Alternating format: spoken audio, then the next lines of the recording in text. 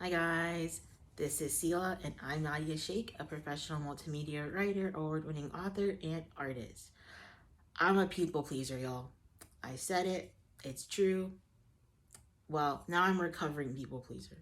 But when I was younger, I was a people pleaser and I didn't even want to ask people for fear of inconveniencing them. Maybe that's the Midwesterner in me, but I would not want to make people upset.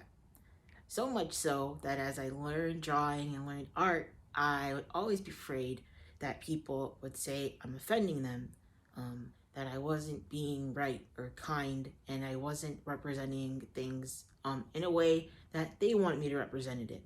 Not because I wasn't smart and I couldn't go to the library and get a book about it, or um, ask somebody that understood that plot or part of my story, or even that I couldn't just go on YouTube and look at a video. No, it was because people were just being jerks. And that fear, that level of social terror or social terrorism made me stuck for 8 years on one comic project that I now will publish as a book in 2024. I have a friend, and he told me that people pleasing is cured with self centered creativity and self improvement. And he's right. He is right. And that comic project that I started in 2014 had made no progress for 8 years. I did character designs, I did set designs, I did layouts, costume designs. I knew about food. I knew about the culture. I got books in the library, everything. But it didn't go anywhere um, because I was afraid that people would bully me and tell me I'm mean or I'm a bigot or I'm insensitive. And that kind of stuff hurts. And if you've dealt with it before, it definitely hurts. Because what I didn't understand was like I have the right to write about whatever I want to write about, and as long as I'm doing intentional narrative research and I am being aware of the fact that it's fiction and it's speculative fiction and it's not going to be accurate, but as long as I'm being ignorant, that's what matters, right? Now, how does this relate to you guys?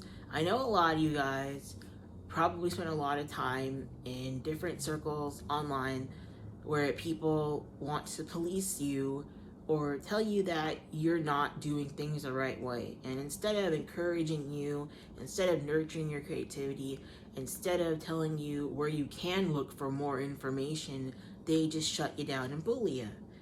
And that's not the way to get over people pleasing. If anything, it'll shut you down and it'll make you never want to write ever again, like me. So, what are some ways that you can really do more self centered creativity or more self improvement?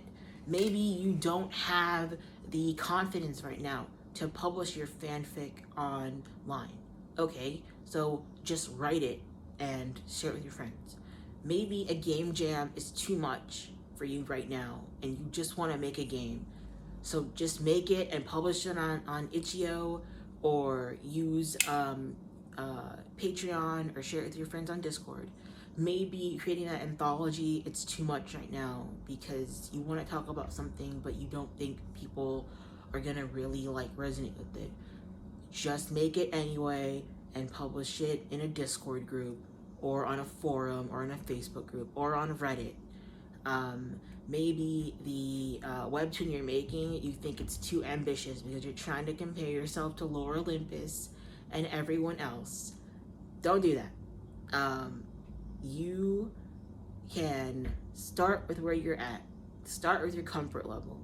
There's no prizes here for making yourself uncomfortable. There's no need to do that. Everyone will get their project done at their own pace, in their own way, and with the tools that they have available to them.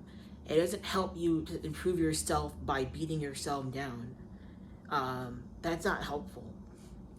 biggest lesson I learned when it came to self-centered creativity and self-improvement to defeat people pleasing was really just realizing I have lived experiences that I want to share, and I'm pretty sure other people do too. You know, we're not special, right? There's a lot of us in the world, and we all have human experiences, and we all have human feelings because we're all human. So it's really important when you are faced with these doubts and fears and anxieties um, to do one little exercise on a piece of paper. Write down one thing you want to do that's self-centered for your project. Maybe it's giving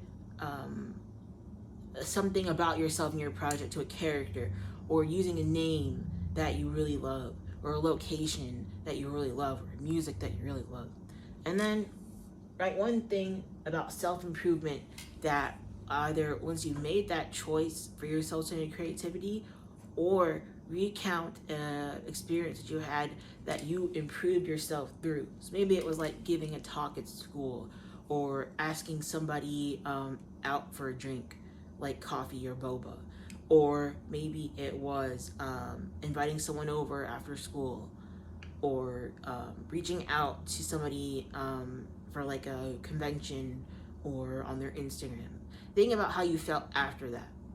What step did you take to resolve that stress that you had, and what was the lesson that you learned? I learned that you either win or you learn, and that was from Thomas Edison. Thomas Edison said that. So I want you guys to really think about is, as you move through your project, as you find that your fears, anxieties, and your doubts, and maybe there's some you're validating it by looking at all these people talk negatively about stuff, and you see all the numbers and the likes and the comments. Don't pay attention to it. Just close out the tab, swipe left, and get on with your day. I know a lot of you guys have some really awesome stories that you want to share with people, and you're just afraid that people are going to bully you. But let me encourage you that as long as you are using all the resources you have at your disposal, you can look up anything on the library, anything on Google to support the narrative. Do your research. Take responsibility, do your research. And after that, after you've done your narrative research, it's just self-centered creativity and self-improvement. So I hope this little message helps you guys, and I look forward to talking to you in the next video. Bye guys.